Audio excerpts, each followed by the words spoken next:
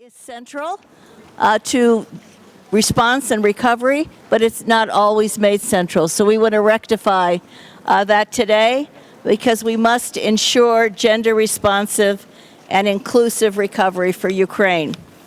I'm Milan Verveer and I direct the Georgetown University Institute for Women, Peace and Security. Women across all sectors are here at this recovery conference in record numbers.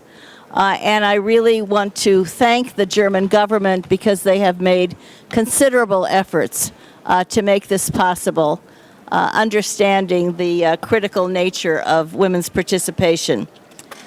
The panel discussion will put a spotlight on key facets of gender responsive and inclusive recovery. What does it mean? What is included in it? Why is it important? And we'll grapple with issues like the role of international donors in inclusive recovery, issues like the barriers that have to be overcome to make sure that this is truly possible. But before we get into our panel discussion, we will first hear from Oleksandra Matvichuk. I think most of you know her. She is a Nobel laureate, a human rights leader, and the head of the NGO Center for Civil Liberties. So, Oleksandra, welcome. We're delighted to have you here.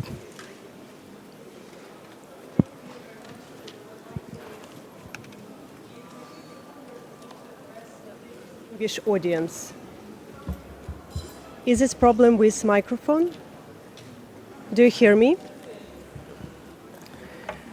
This war has a vivid value dimension. This is not just a war between two states, Russia and Ukraine. This is a war between two systems, authoritarianism and democracy. And this difference is clearly visible also through the gender perspective. In democratic countries, a woman can perform any role she wants. Women make governmental decisions. Women fight in armed forces. Women coordinate civil initiatives. Women document war crimes.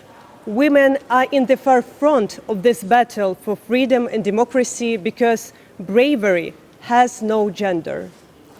In the Russian world, a woman performs only a assigned role for her in family and society. An authoritarian regime is based on this cultural attitude. Established relationship between people in society always reflect the society idea of what a political power can be. In this way, personal becomes political. And that is why in Norway, women have equal rights with men. In Afghanistan, women are forbidden to study in universities. And in Russia, domestic violence is decriminalized because, once again, it's always just a projection what government itself does to the people in the country. And that is why, in this war with Russia, Ukrainian women are fighting for our daughters. We want our daughters to ensure that our daughters will never have to prove to anyone that they are also human beings. Ukraine is going on the path of the Euro integration, which was underlined by Revolution of Dignity 10 years ago. This path assumes respect to human dignity and gender equality. But war is poison itself, and that is why so important, especially during the war, to take additional measures to support equal representation and involvement of women in all important processes in the society. We have no luxury to postpone this and other important tasks after the war period, because we have no idea. Either we are in the end of this war, in the middle of this war, or just in the beginning of this war. Russia is preparing for long, protracted actions. It also means that we have to start all recovery process now and to return breath to local communities and to restore economic life in the country. More than 60,000 Ukrainian women are fighting in Ukraine armed forces and defending our country. We have to develop programs to include women veterans in decision-making for development of Ukraine. They deserve it. These women pay the highest price for our country, for our people, for our democratic choice. International community has to conduct a gender-responsive and inclusive recovery and reconstruction process. It means that international donors and international partners have to include women at all stages of planning, financing, and implementation of the recovery and reconstruction process. And now, I would like to ask your attention for the brief video.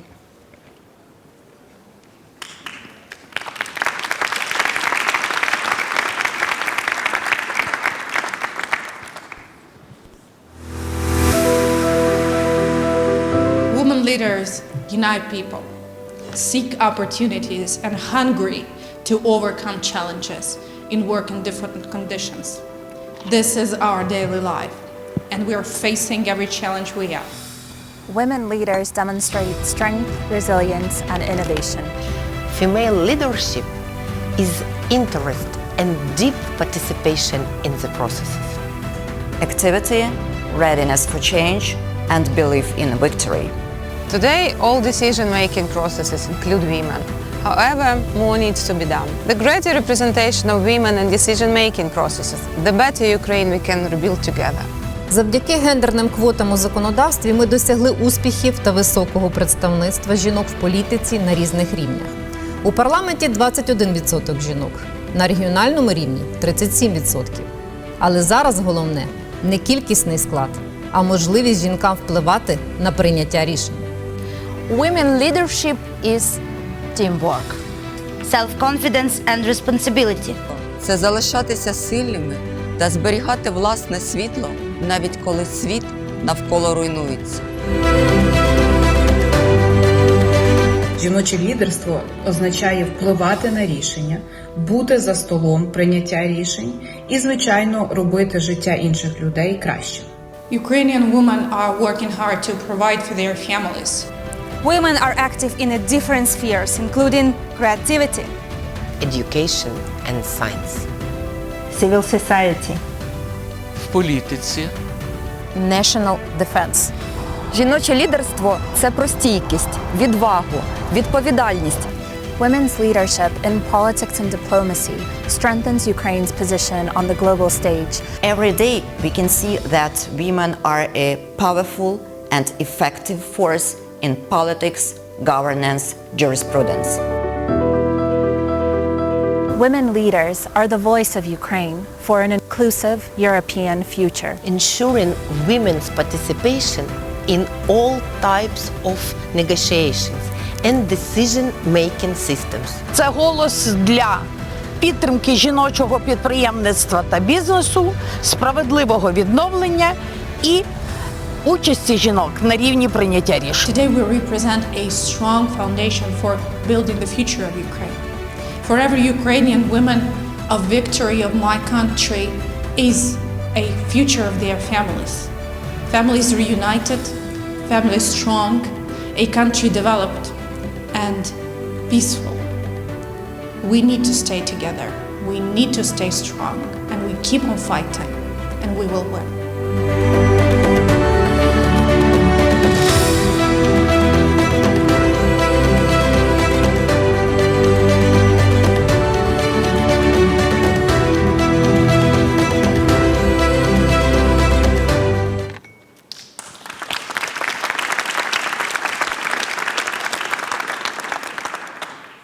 So many faces of leadership in Ukraine, women's faces, and many of the women who appeared in this video are here with us today.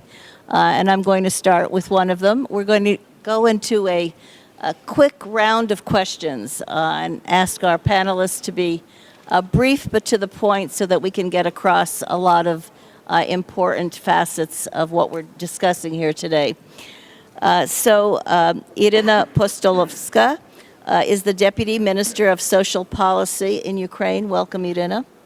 Let me ask you, how did Russia's large-scale invasion impact women and girls in Ukraine? Thank you, Milan. It's a great honor and pleasure to welcome you all today. I think I'd also like to begin by thanking the organizing team of URC for giving voice, the prominent voice, to women leaders, and also to ensuring that gender mainstreaming is an essential and an integral part of Ukraine's recovery. To answer your question, I think we face many difficult impacts of the full-scale invasion on women, girls, LGBTQI plus persons. We know that women are particularly vulnerable with age, disability, and displacement status. More than 60% of internally displaced people are women. Almost 80% of those who have sought refuge abroad are also women and children. We know that they were forced to flee their homes and in most instances have lost their support networks. This has impacted their responsibilities in terms of childcare responsibilities, in terms of also their role in the family structure. We see an increase in the share of women also reporting unpaid care work, and before the war, we already saw that women were taking on these additional care responsibilities, but as a result of the war, women spend more than twice as much time as men taking care of children, taking care of adults with disabilities, taking care of their loved ones. This burden has particularly increased for those whose partners serve in the army, whose children are not able to attend school because the infrastructure, the schools have been destroyed, and for those whose family members require additional care because they are not able to live independently. There are deep-seated social norms and gender stereotypes that continue to prevail that hinder progress in this area. But at the same time, I'd like to note that Ukraine has already made, over the last 3 years, progress in this particular area in terms of child rearing and upbringing.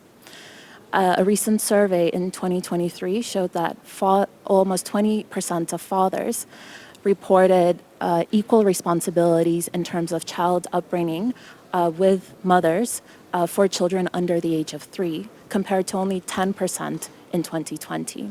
We need to maintain this progress as the war continues, and particularly after victory, to ensure that fathers are also equally involved in child upbringing. Of course, the increasing care responsibilities limit women's opportunities and ability to engage actively in the labor force.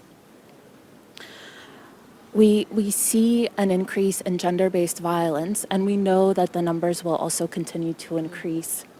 This is something that the Ministry of Social Policy is actively working on to ensure that we have access to social services to prevent further escalation, but it is important to invest in the preventive services now and to also continue to change the societal attitudes in terms of the perception about domestic violence and its acceptability, rather non-acceptability.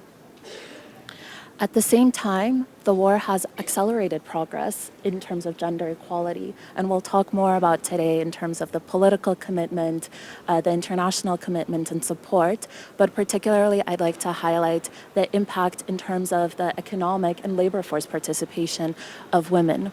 This is particularly important as men have been mobilized to serve in the army, and women have taken on additional responsibilities. They have gone to new fields, they've become tractor drivers, they've become security guards, they've become construction workers, areas which have traditionally been professions that have been dominated by men, but now women have filled these gaps.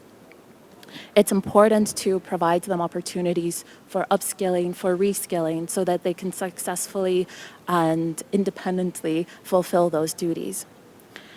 At the same time, I'd also like to highlight that we have also strengthened female entrepreneurship, and we have more female entrepreneurs now. Last year, more than 56% of businesses that were opened were led by women. These are strong results, and these are strong objectives that we need to carry forward and to turn the barriers, to turn the difficulties that we've been facing as a result of the Russian full-scale invasion into opportunities to promote gender equality, to ensure that despite the temptation to have masculinity narratives surrounding Ukraine's victory, at the same time we need to promote gender equality, we need to promote equal rights of men and opportunities for women and men, and including the most vulnerable groups as well. Well, thank you so much. And I think you've made a very strong case for why both in the short term and the long term investments in our human capital in Ukraine are going to be critical. We're going to turn now to Natalia Karboska. She's the co-founder and director of strategic development of the Ukraine Women's Fund. Natalia, I know that you're in close touch with so many women's organizations who are been responsive throughout the war and will be critical for the recovery. What are some of the barriers that are going to have to be overcome to ensure that that's possible? Thank you, Milan. Good morning, dear participants, dear colleagues. You said about women's rights organizations, and I want to thank the government of Germany for inviting this year so many civil society organizations and especially women's rights organizations. They are here. They are the voices of their constituencies, and they have a lot to say here.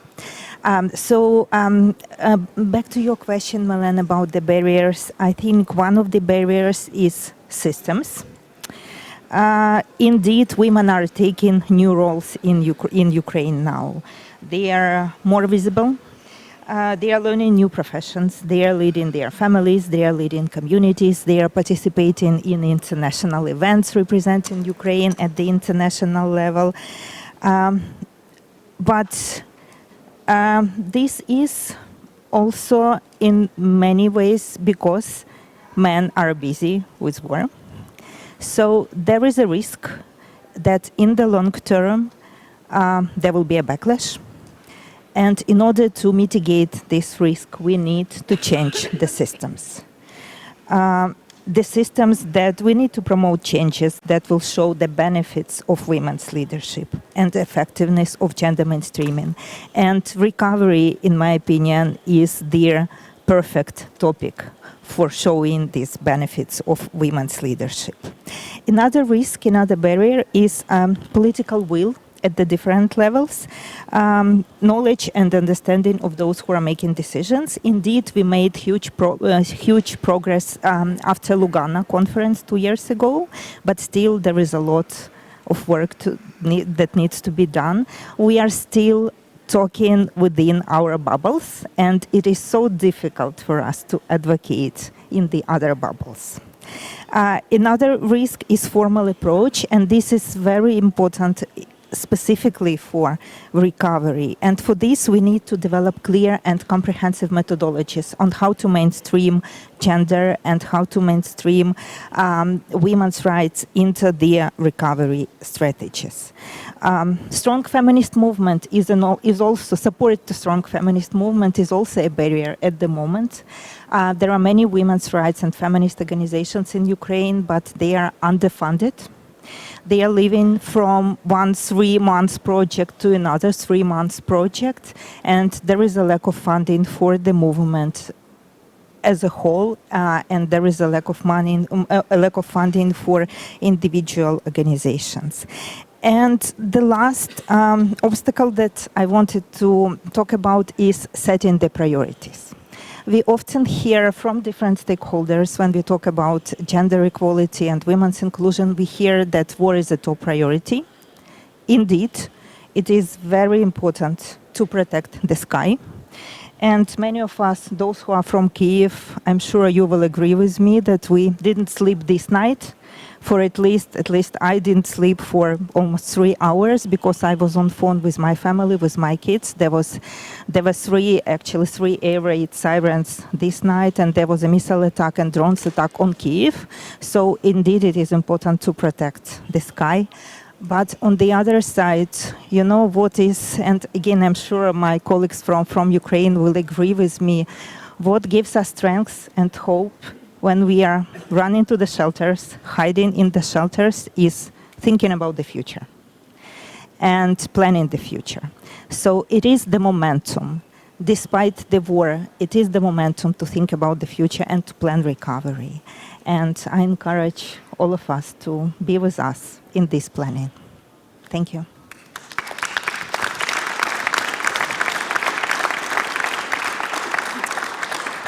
Very well said, and you really put all of this in perspective, Natalia. Thank you.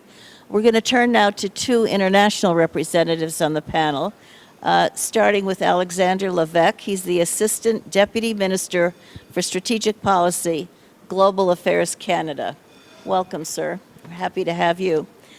The official development assistance to Ukraine has significantly increased in 2022. However, 90% of this did not include any gender equality objectives. Of Canada's total ODA to Ukraine in 2022, only 14% pursued gender equality objectives. What is Canada doing, hoping to do, to improve these numbers to ensure gender equality and women's empowerment in Ukraine, Canada being one of the foremost supporters of efforts in Ukraine? Thank you. First of all, good morning to everyone. I want to say how much of a pleasure and an honor it is to be on this very distinguished panel. And already the two interventions that have been made, both the vision you projected, Deputy Minister, for Ukraine, and the phenomenal trends that you've identified, and the very real human and heartfelt impact that you have described, I think set the tone very well for this panel. Let me just begin by reminding everyone of Canada's approach to gender equality. Canada is a country that has both a feminist foreign policy and a feminist international assistance policy. And as part of this, we have set ourselves targets for ensuring that gender equality elements are part of absolutely all the programming that we carry out. Now there's an explanation for the delta that you've identified, and I'm going to get into that. Our projected target is 95% of all of our development assistance programming has to have a gender equality element or has to integrate gender equality elements. Now, why the difference between the 95% target, which we have met systematically, by the way, and the 14% you've identified? In the past couple of years, because of the extraordinary situation in Ukraine following Russia's invasion, the vast majority of our incremental funding has been in direct budget support, has been in macroeconomic support. And of course, I think we can all agree that this support covers social services, salaries of public servants, teachers, etc. But unfortunately, it is impossible, according to the OECD rules, to assign a gender coding to this. So I would say that probably doesn't, the 14% doesn't reflect the reality of the percentage of our development assistance or our assistance to Ukraine, period, touches on in terms of gender equality. But I want to touch a little bit more just to illustrate how, beyond this statistic, how the programming that Canada runs in Ukraine and the impact that it has. Just to give you an idea, advancing gender equality in Ukraine includes preventing and responding to sexual and gender-based violence, supporting women's organizations and movement, helping the government promote gender-responsive policy making, exactly along the lines of what the Deputy Minister was mentioning earlier, promoting women's political and economic empowerment. And we were heard in the presentation the systematic theme that comes back, which is empowering women, ensuring that any funding that we put forward can help with putting women in decision-making situations and breaking traditional gender barriers. And finally, meeting emergency needs for women and girls in communities, far remote communities near the front lines. All of this is based in a fundamental belief, and research demonstrate this over and over. And this is a bit of a pitch to convince the non-feminist traditionalists that investing in women is not a zero-sum game. Investing in gender equality benefits all of society in the short, medium, and long term. It's that profound conviction that continues to animate and support and be at the very root of our feminist international assistance policy. Well, thank you very much, and you're absolutely right. I think the point about these kinds of investments that go to women are not part of a zero-sum game. Everybody benefits. Men don't lose when women gain. So thank you for underscoring that point, and thank you for all that Canada is doing, because I think that integrative model is really critically important. We're going to turn now to Kirsi Mahdi, who's the Deputy Executive Director of UN Women.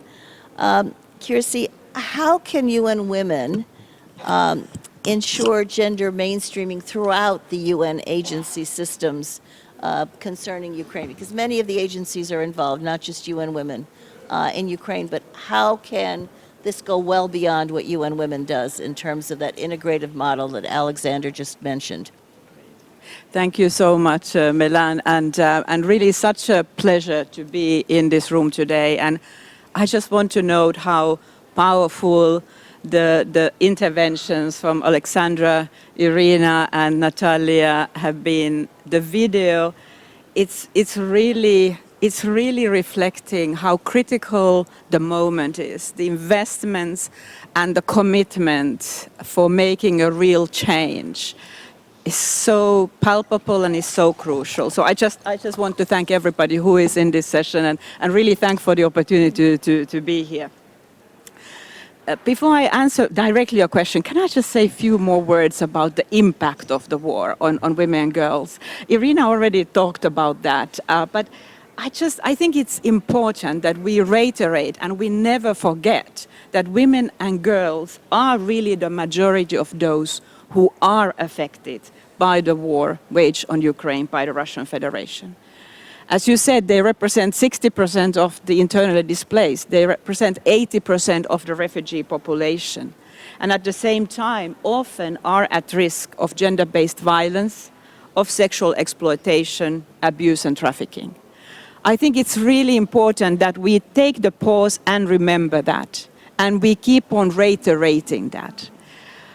Now, the third rapid damage and needs assessment, which was released in February this year, reflected an increase in women's unpaid care work, heightened risk of gender-based violence, and actually a decrease in women's formal decision-making, which all pose challenges to the gender-responsive recovery. Now, we very much at UN Women and the UN country team, we commend the government for the commitment to gender-inclusive recovery. And we've been extremely encouraged to see how the Ukraine Facility Action Plan incorporated the principles of inclusivity, gender equality, and social cohesion. It also included the establishment of the platform for gender-responsive and inclusive recovery under the Deputy Prime Minister, Olga Stefanishyna, to mainstream gender equality in recovery planning and budgeting. But what is important to keep in mind that while gender equality is incorporated across the recovery plans, the funding to reach those gender equality and women's empowerment objectives and targets is yet to materialize. And this comes to your question, Milan, that you were just asking Alexander. Much too often still today, women's rights and needs are not fully reflected and addressed in the humanitarian recovery plans. Now, perhaps also worth reiterating, the OECD DAC report that was just released now last month was actually showing a decrease in funding for gender equality. In 2022, the official development assistance to Ukraine increased to 18.9 billion from the 1.3 billion in 2021. So we all know the reasons for that. But just to reiterate it again, only 90% of this funding did not include any gender equality objectives. Melan said this already, but I want to reiterate that because while we have the commitments, we say we want to work on this, we are still really failing in meeting those political commitments and principles commitments in reality. For the UN system, similarly last year, only about half of the UN programs applied a gender marker, which we should be doing everywhere. The remaining programs did not undergo a gender analysis. Among the programs where gender markers were applied, only 1% of the overall funding was directly to initiatives aimed at achieving gender equality. So I don't want to be negative, but I want to just really ensure that there is an understanding that the commitments and political commitments and the words we really need to translate those into real action. Now, I'm very happy to see that the UN country team has now introduced an early community recovery fund. And that is an example of when to receive funding, all the projects that are funded from this fund need to incorporate a gender equality marker. So I think that's a critical thing for us to really look at concrete measures to ensure that we are ensuring that the resources are invested in the right areas. Thank you, Milan. Thank you so much. Excellent points. We're now going to hear an intervention from the floor from Angelika Bielova. She is the founder of the NGO in Ukraine, Voice of Romny.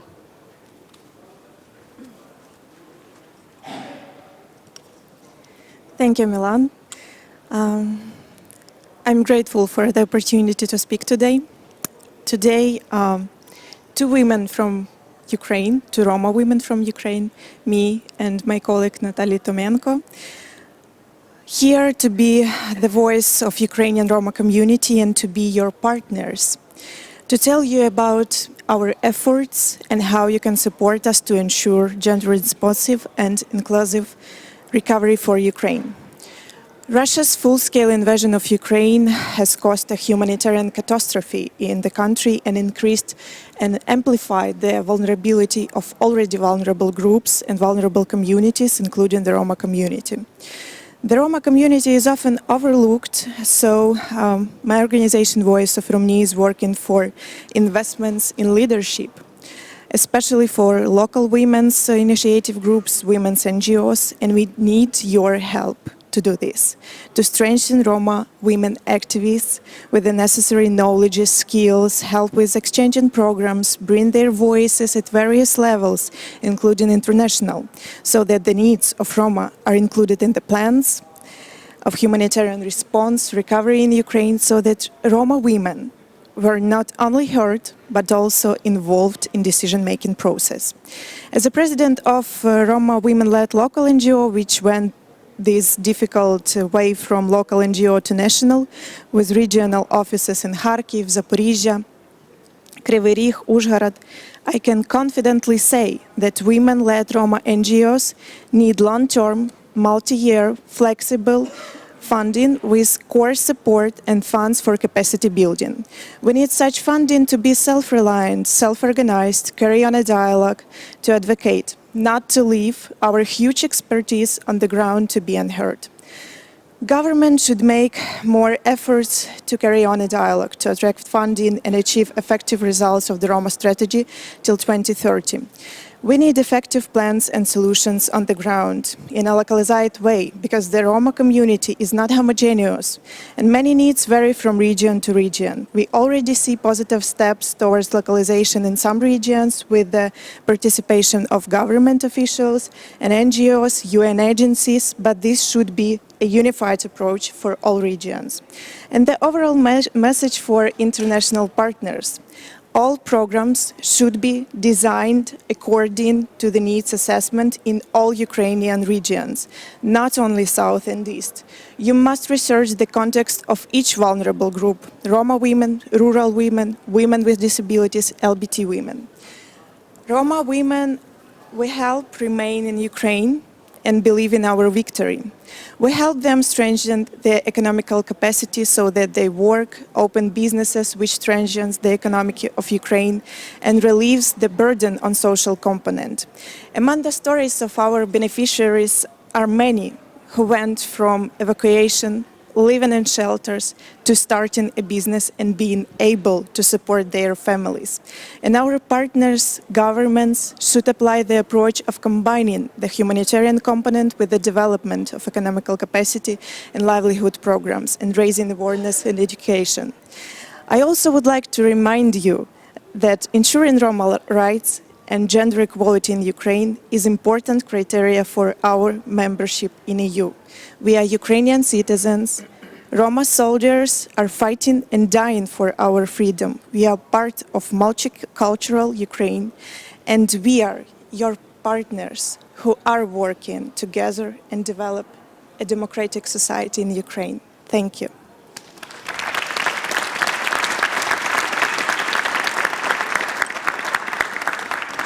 Thank you, Angelika. We're now going to have two others join our panel. First, Katerina Levchenko, who is the government's commissioner for gender policy in Ukraine, so she plays a critical coordinating role in all of these issues.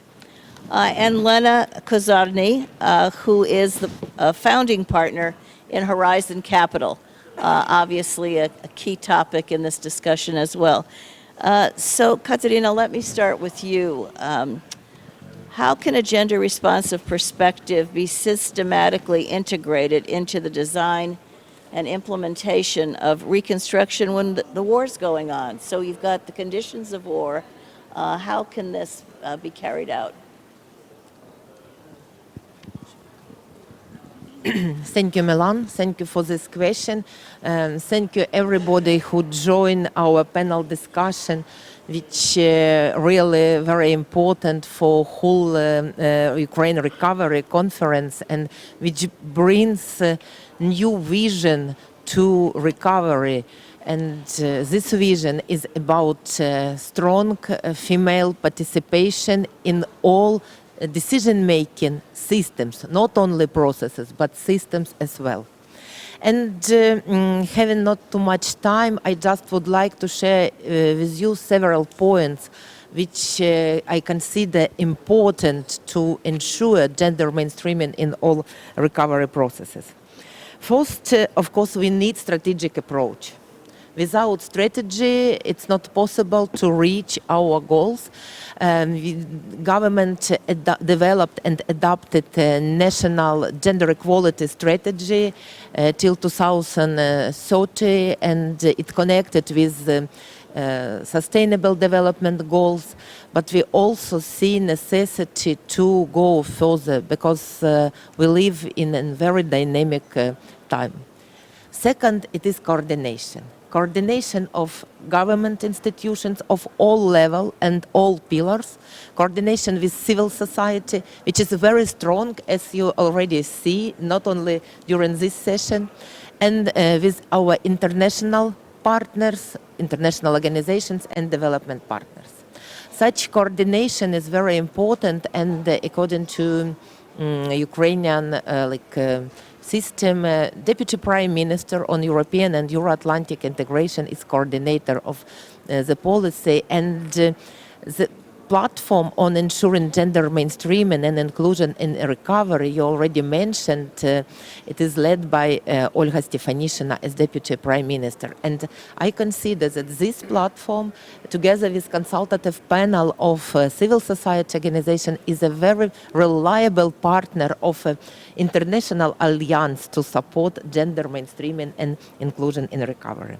Third, of course, we should utilize gender disaggregated statistics, gender disaggregated data in all programs, in all projects. And it's very important to include such data in all research surveys used in, developed with support of our international partners. And then to use this gender disaggregated data in developing strategies from community to national level. Fourth, gender analysis, and maybe even gender analysis plus, as used to develop in Canada, because without gender analysis, all program will be gender blinded. And of course, we have to recognize all barriers, and Irina and Natalia already shared a lot of points connected with different barriers. And as for me, one of the biggest barriers for full, effective and meaning women participation in all processes, including recovery, is the burden of unpaid work on care. And that is why we have to look at all social program as a part of the economical development program, because when we count profit from economical program, of course we want to be as effective as much as possible. And programs of social support, they do not give direct profits, but as a part of whole economical programs, of course, they will be effective. And the last, from a strategic vision, we have to move to practical implementation of all instruments, indicators, tools, ideas we have, which already developed in Ukraine, which we also can produce here. I consider we will be effective in this way, having such strong support of international community and civil society. Thank you. So much. Coordination is not easy, but it is absolutely essential. So we're going to turn now to Lena, and the question is, what role does the business community play in strengthening women's empowerment and gender equality? Thank you very much. And first and foremost, I want to thank Milan. You are an inspiration. You've been fighting for women's empowerment, for women's issues, female leadership for decades. So it is an honor to be here. It is an honor to be with my fellow panelists. And I'll start off, I'm a numbers person. I want everybody in the room to be proud, because the leading private equity firm in the country is women-led and women-founded, and a flagship fund, one of only 2 in the world that is women-owned, founded, and led. One of only 10, the first in Central and Eastern Europe. There's no one like us in Poland, in Romania, in Bulgaria, in all of these countries. So first of all, Ukraine is leading. That's what I will start off with. And I'm a facts and figures person, so I'll give you a few facts and figures. I operate in an industry that's 11.7 trillion, where senior women are 15%. My message to you today is give women the resources and the tools to promote gender smart investing, to invest in other women, to move the dial, to move things forward.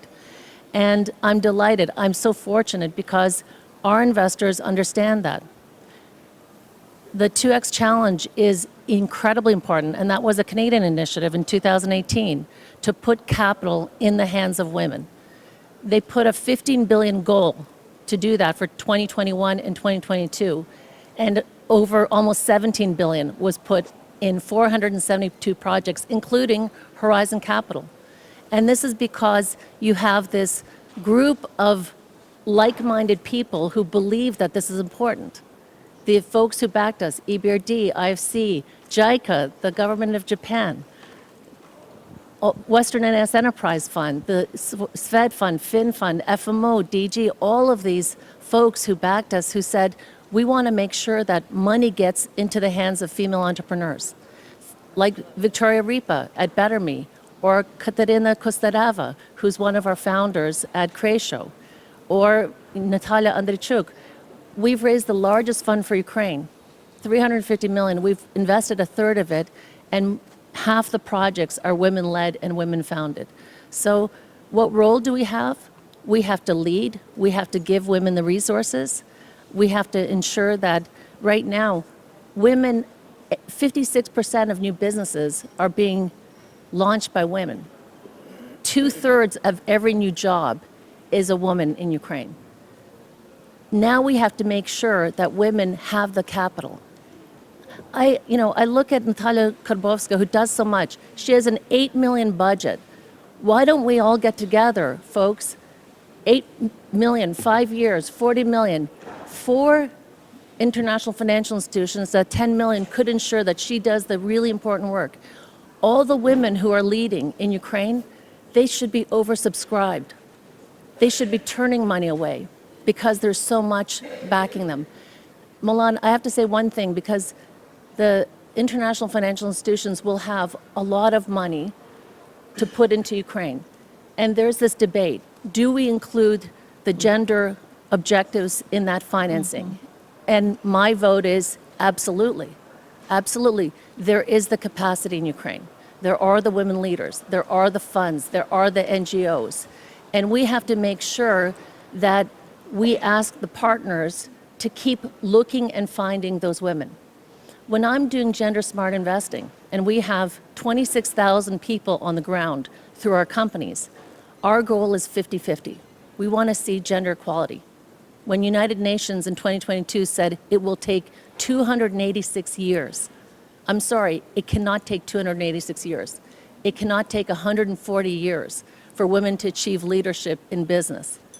Ukraine will lead, Ukraine will be faster. Back Ukrainian women, and you will never go wrong, and you will make a lot of money along the way. And my last point is one thing that was very important, because Milan, women, peace, security, that harkens back. I had one of the greatest experiences of my life when we closed our fund, and we did it in Tokyo. 350 million, JICA put in 20 million, and I had the pleasure of being on the Women, Peace and Security panel. We were there, and with Minister of Foreign Affairs Kamikawa. It was one of the greatest moments of my life. And these kinds of events, like today, thank you, Milan, thank you to the German government, thank you to everyone here. This shines a spotlight on women. We have to keep giving women the voice, the capital, the leadership opportunities that they themselves are creating. Thank you. Thank you so much. Well, I think the vote should be by acclamation for everything you said. And I think we too often forget that women are such a vital force for growing economies and creating jobs. So well said. I'm going to ask our panelists for these remaining questions to try to be as brief as you can, because time is not on our side in this case. Irina, back to you. How is the government of Ukraine implementing gender mainstreaming and inclusion in recovery and reconstruction? It's a big question, but very little time. I'll try to be very short, but I think following the very inspiring remarks also by Elena, I think Katerina mentioned this already, and partly. I think the strategic vision that is there in terms of the documents that we've adopted, the strategy for ensuring equal opportunities for women and men, the strategy for implementing gender equality in education, the strategy for eliminating the gender pay gap. These are strategic documents that really pave the way forward for the recovery process. They ensure that gender equality is cross-cutting across all sectors, including the private sector. The international partners are already supporting this agenda. As Katerina mentioned, the platform for gender mainstreaming and inclusive recovery with the involvement of civil society organizations is a critical instrument for us to ensure that the policies we design, the policies that are being implemented at every level, at the central level, at the oblast level, at the local level, really are gender responsive. Of course, as I mentioned, the unpaid burden of unpaid care work is critical. And for this, as we recover, as we are already building infrastructure and thinking about what are the necessary support systems that need to be present in the local communities, we carefully think about the social services, childcare services, the social environment, mental health support, which is critical as a result of the full-scale invasion. And here, perhaps from the Ministry of Social Policy's standpoint, I'd like to highlight the resilience service that is providing really essential psychosocial support at the local community level for women, for girls, for men, for every person and representative of the community to be able to reach their full capacity. The economic opportunities are critical, and here the Ministry of Economy is doing a fantastic job in terms of providing credits and opportunities, grant opportunities, training opportunities for women to be able to open up their businesses, to be able to learn new skills and join those professions where there are currency gaps. We understand that women are an integral and essential driver of economic growth, and without involving women in this recovery process, we will not be able to succeed, and we will not be able to mobilize and ensure that Ukraine is a successful story. And of course, in terms of the EU integration process, this is a fundamental right, a gender equality. This is a fundamental principle that Ukraine aspires to and has also done a tremendous amount of work, and we cannot afford to lose the momentum. We need to keep going, and we need to ensure, with the help of international partners, that gender equality is a critical element of the recovery process. Thank you. Thank you so much. Kirsty, we heard from Lena about access to capital and how critical it is. Can you talk just very briefly about why and how it can be prioritized, gender equality can be prioritized in international financial considerations and technical assistance? Thank you so much. And just to say, it's not only about the principles, it's not only about human rights, non-discrimination, women's rights. It's a smart decisions. It's a smart decisions in investing gender equality. It's smart decisions for the businesses. It's smart decisions for every society. So therefore, Lena, it cannot be a question whether the resources that are coming in have a gender perspective and have a gender lens. They have to have a gender lens if we want to make a difference. And that's why we are also encouraged that we are seeing so many powerful women taking the lead, indeed, as you are saying, leading the businesses, starting up in the economic area. And as I was speaking with Sabine, our representative in Ukraine last night, the real potential in women's economic empowerment in Ukraine is palpable, and that's absolutely critical, in addition to the political participation. I'm also pleased to see that how many governments, international organizations, civil society and private sector partners have now decided to join up in the Alliance on Gender Responsive Inclusive Recovery that will be launching shortly now. It's really critically important, as I said before, that we are now turning those commitments into those very palpable and tangible financial decisions. And we, all of us, do our part in that process. I am confident that the future can only be better with women at the helm. Thank you. Thank you. And Alexander, how can Canada's feminist international assistance policy be deployed to ensure an inclusive recovery in Ukraine? We've talked about big high-level ideas, so I'm going to get a little bit more granular here. Number one, I will say we're not reinventing the wheel. We're not creating anything. We're supporting excellent plans that are already in place. So really, it's about amplification. It's about support and accompanying everything from central government to local communities and mainstreaming. Number two, and this gets to what I was referring to as getting a little bit more granular. Part of our objective and our FIA, Feminist International Assistance Policy, is to really boost women's participation in public life.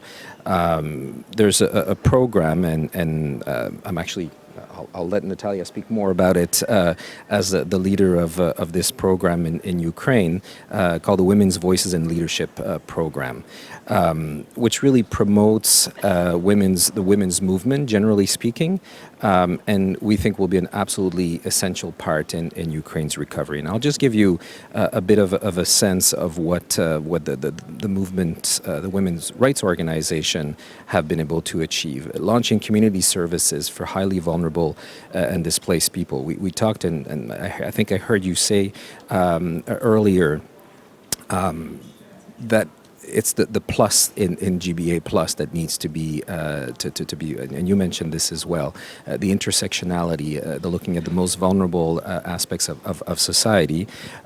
So launching community services for the most vulnerable people is absolutely critical. Creating economic opportunities for women and providing counseling and services for survivors, and particularly survivors of gender-based violence. These are all things that the Women's Voices and Leadership program can accomplish. Last thing is localization, a growing movement or trend in development assistance, which is really ensuring that any recovery, any further progress is locally led. What it means in practice, it means asking local communities what they need and supporting them with their own plans. And again, the plans, we heard them introduced before, they're absolutely excellent. The vision is there. All we need to do is support this. So we do this a lot by entering into partnerships with local governments, not just national governments, municipalities, and even if recovery plans can be centrally managed, the effective implementation will be done locally. Last thought I will leave with you, just to come full circle, is a profound conviction that good practice in gender-responsive planning needs to make sure that women are in decision-making situation. Women must be represented in non-token roles. Command influence over budgets. The attribution of budgets is absolutely essential. And of course, holding positions of political influence. And this panel is a beautiful example of that. Well, all very good points, and I think the localization issue needs to be underscored because so much of the recovery implementation will take place at the local level. Natalia, give us a sense of, in very short order here, of the role that grassroots women are playing in leading so much of the effort today, and their critical role they must continue to play with support. Oh, sure, and I will follow up on the localization, of course, and women, peace and security that Lena mentioned. I think we absolutely should be proud in Ukraine with the methodology that we developed on women, peace and security, on the implementation of the National Action Plan and localization of the National Action Plan. This is really this collaborative work of civil society and the government of Ukraine and international partners, which really is helping us to achieve significant results. And one of the parts of this methodology of localization are 1325 coalitions that are now working in the 19 oblasts, 19 regions of Ukraine. The coalitions, representatives of coalitions are actually, some of them are here at this meeting today. And they are already starting to work on the recovery, because recovery is also a pillar of women, peace and security agenda. Another important strategy is, of course, civil society consultative panel within their platform for gender and inclusive recovery, and the government commissioner already mentioned, and the deputy minister Postolovska already spoke about the platform, and we do hope that there will be so many ways for the consultative panel to cooperate with the alliance. Another important message that I wanted to deliver here is about their examples of real feminist support and feminist funding. And the fact that there is such an unprecedented number of civil society organizations at the Ukraine Recovery Conference this year, in my opinion, is the message. The message that international community sees the important role of civil society in Ukraine in the process of recovery. And I want to thank the government of Germany for this message and for this vision. Of course, there are other wonderful examples of feminist funding and feminist supports, and women Canadian support, and the initiative that is so close to my heart, Women's Voice and Leadership Project. I can talk forever about the project and what we do there. It is about building the movement. It is about building the movement that was in Ukraine before the war, that it is in Ukraine working hard 24/7 during the war, and it will be in Ukraine after we win the war. So it is really important to support the movement, and Canada is giving really a great example in this, and also the UK government, which is also supporting the movement, investing in the movement. And the last, Melen, I promised the last thing is their 10 steps. This is the document that we developed, feminist movement, together with the Government Commissioner on Gender Equality Policy. These 10 steps are our vision on gender inclusive recovery. These are very concrete recommendations. I know we don't have time to, so that I will not go through all of them. These are the recommendations about strategies, about very concrete steps, how we see gender inclusive recovery. And this side of the flyer is empty, and we think it's very symbolic. It's on purpose. We offer these 10 steps to our partners, to governments, to international partners. Please take them. Please use them in your planning, in planning your initiatives on the recovery. And I do believe, I'm sure that very soon this page will be full of the logos of our partners and the government who will be with us in these 10 steps building new Ukraine. Thank you.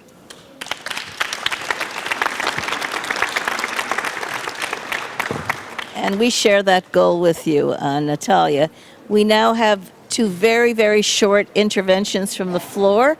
The first is by the Parliamentary Vice Minister for Foreign Affairs of Japan, Yoshi Fukazawa. And you heard reference already to the donor meeting in Tokyo and the deep commitment of the government of Japan to Ukraine.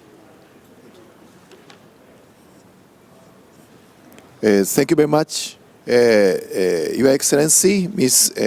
Madam Babia, and distinguished and ladies and gentlemen, I am Fukazawa Yoichi, Parliamentary Vice Minister for Foreign Affairs of Japan.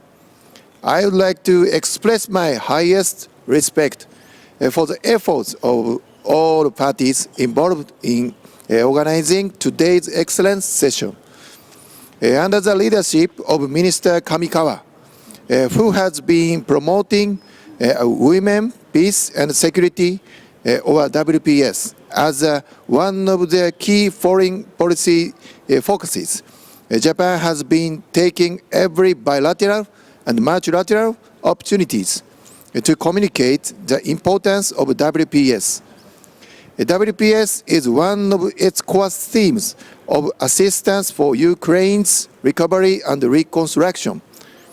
We need to incorporate the WPS perspective into all phases of Ukraine's recovery and reconstruction. With this in mind, we hosted a WPS session on the occasion of the growth and reconstruction in February this year. Ms. Lena Kozani, founding partner and CEO of Horizon Capital, and Ms. Natalia Karbowska, Director on Strategic Development, Ukrainian Women's Fund, who graciously attended the session, also present here for this conference today. Minister Kamikawa, who hosted the session, stated that women's leadership is indispensable for Ukraine to regain its beautiful land and its vitality for the entire country. She emphasized that the government of Japan will provide support that is close to the people of Ukraine, including women and children. Foreign Minister Kamikawa also stated that the public and the private sectors will work together to achieve this goal, incorporate with partners in the international community. The minister emphasized on the importance of the linkage between Japan's conference in February and today's session in Berlin. WPS Himawari Friends Network was launched at the conference in February. I'm very encouraged to see the international cooperation that Minister Kamikawa called upon in February is about to expand further here in Berlin. Japan wholeheartedly endorses the philosophy of the Alliance for Gender Responsive and Inclusive Recovery, which emphasized support for gender equality, women's access to rights, representation, and resources. I hereby state that the government of Japan is fully on board with this statement.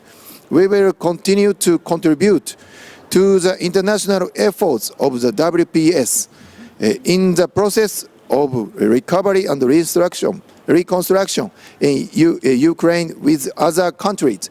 Thank you. Thank you very much. And the last word goes to Anna Sharihina, who is a Ukrainian LGBTQI activist. Anna. Вау. Добрий день. Сьогодні я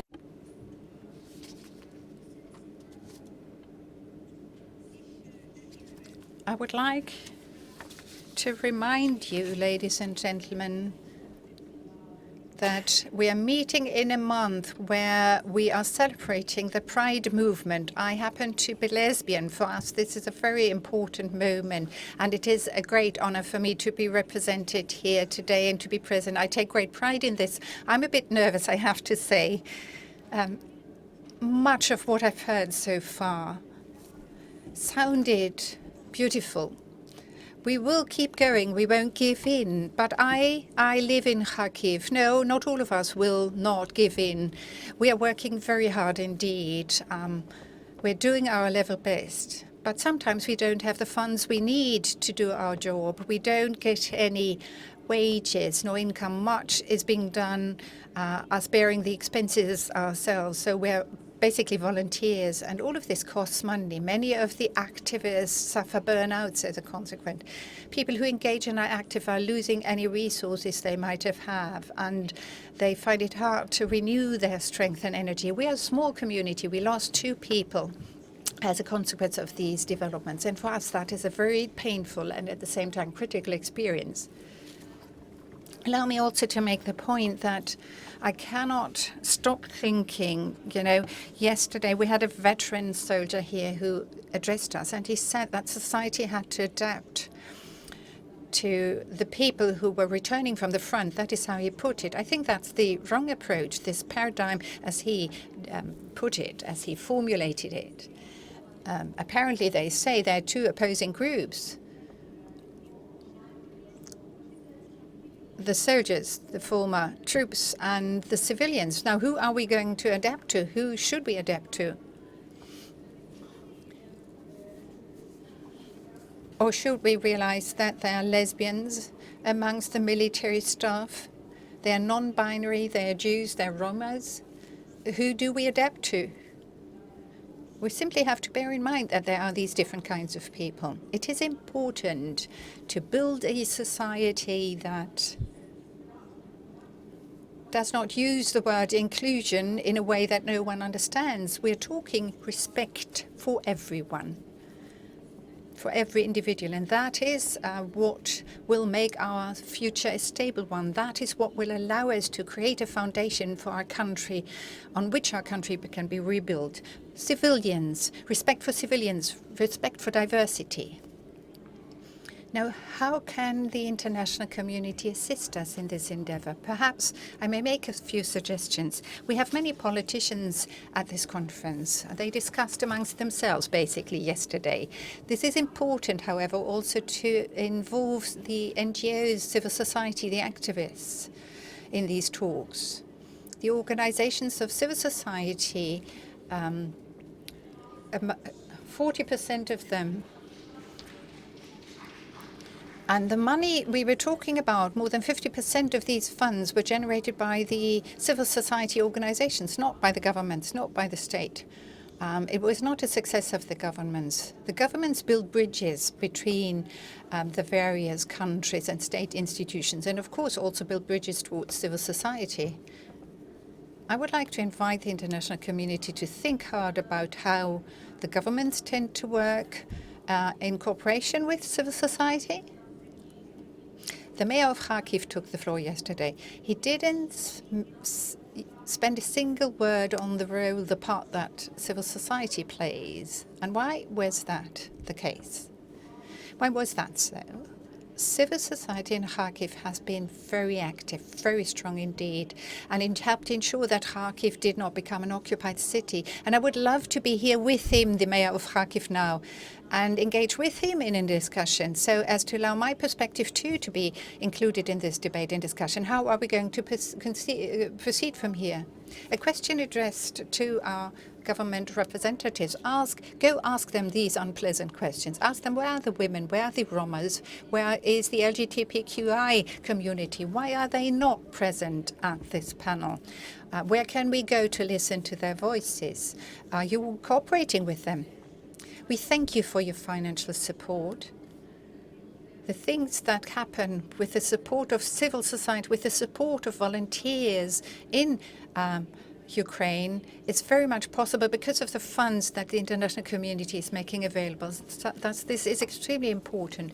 The civil society organizations need your support, and it's important to pay these people so that they have an income. We're not talking money here, we're talking respect and acknowledgement of what they're doing, recognition of what they're contributing. And finally, education and training is important, not only further training for veterans and soldiers, but also in the area of educating them about human rights. Take a police officer, for example. I talked about the Pride movement with a policeman in Kiev. He had not been educated in any way, and he wasn't aware of what I was talking about. After having undergone such an education, further education process, he said to me, what can we do to be of help for your community?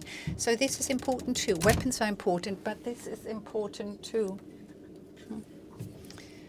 We are very grateful for that kind of education too, this component of gender responsive and gender equitable approach. Thank you very much indeed. This is so warm. And now we bring this session to a close. I want to first of all thank everybody who joined us, and especially to all of our speakers and their profound interventions. We have a lot of work ahead of us. And now I want to invite you to a special event, the launch of the Alliance for Gender Responsive and Inclusive Recovery for Ukraine. You heard several references in the discussion already to the launch of this alliance. It's going to be a very important call to action going forward. So please join us now in the East Lobby for the official announcement. Out the door, down the hallway to the flag area. And we especially hope that all of the members of the alliance who have been announced so far will come, and anyone else who's interested as well. So thank you all so much. We have a lot of work ahead of us. Bye-bye.